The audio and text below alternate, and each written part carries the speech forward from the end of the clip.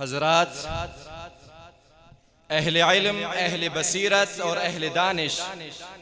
جب کسی قابل ذکر و فکر مجلس و محفل کا انعقاد کرتے ہیں تو اس مجلس و جلسہ کے انتظام و انصرام میں محفل کی صدارت کے لیے مناسب و موزوں شخصیت کا انتخاب محفل کا بنیادی رکن اور لازمی جز سمجھتے ہیں۔ ارباب فہم و ادراک کے اس مسلمہ دستور سے اتفاق کرتے ہوئے ہم بھی اپنے اس نورانی و عرفانی مجلس کی صدارت و سرداری کے لیے اس لائق و فائق و فائز شخصیت کا انتخاب کرنے جا رہے ہیں جس پر خود منصب صدارت کو بھی ناز ہوگا۔ وہ شخصیت جو صلاحیت عظمیٰ کے حامل اور صالحیت عظیمہ کے متحمل ہیں، وہ شخصیت جنہوں نے روحانی اور دینی اعتبار سے مری آباد کی مرتی ہوئی آبادی کو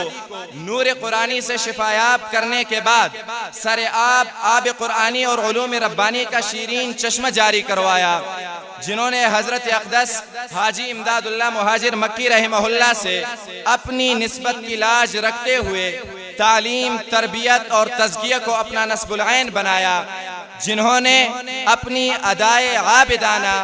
قبائے زاہدانہ اور نظر عارفانہ سے اہل زمانہ کو اپنا گرویدہ بنا لیا۔ میری مراد، میرا انتخاب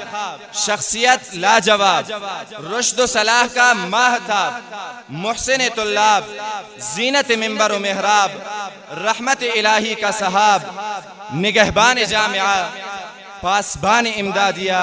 حضرت اقدس حضرت قاری نور الدین صاحب دامت برکاتہم العالیہ ہے۔ اس شعر کے ساتھ دعوت دینے جا رہا ہوں کہ محفل میں 100 چراغ جلانے کے بعد بھی، محفل میں 100 چراغ جلانے کے بعد بھی جب تک نہ آپ آئے اجالا نہ ہو سکا۔ اور من گشگا لوٹین کہ نمازان امامت بھی یا کہ قوم قیادت بھی، نمازان امامت بھی یا کہ قوم قیادت بھی، دلے میں یہ تمنائن کہ ہر جاتی صدارت بھی۔ اور میں ذکر و فکر بھی تھی یاد تلاوت تو عبادت بھی، میں ذکر و فکر بھی تھی یاد تلاوت تو عبادت بھی،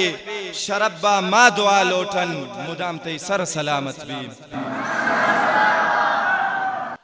مجھے امید ہے کہ اس لاجواب انتخاب کی پرشباب تائید کی جائے گی۔ بہت شکریہ۔